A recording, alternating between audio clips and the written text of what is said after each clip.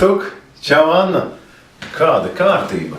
Tu labi pastrādājusi? Nerunā, veselu stundu nomocījos. Padod to maisu. Nu, lūdzu. Labi. Vai tu nešķiro atkritumus? Priekš kam? Tāpat viss iet vienā lielā, paņem draudzītā maisā.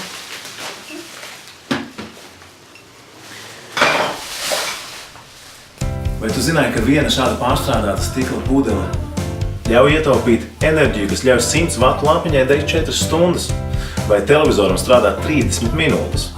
Pārstrādājot stiklu, gaisa piesārņojums samazinās par 20% un ūdens piesārņojums par 50%. Un dabā stikls nesadalās vispār. Uz pavirša izmestas stikla pudeles mēs varam savienoties visi.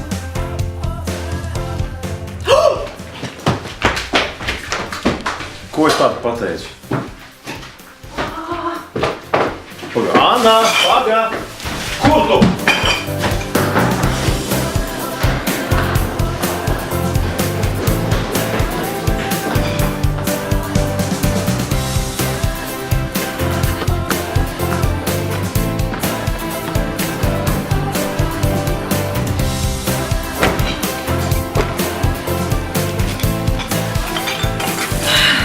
Nu, ko tad sanāk, ka šo es varēšu televizoru skatīties visu dienu? Paga, nu ko tālāk?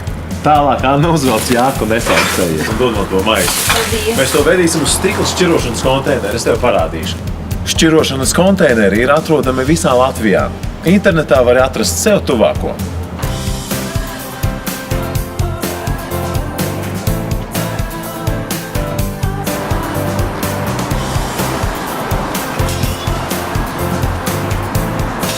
Paskat, pat konteiners smaida. Tas smaida, jo zina, ka ir par vēl vienu stikla šķirotāju vairāk.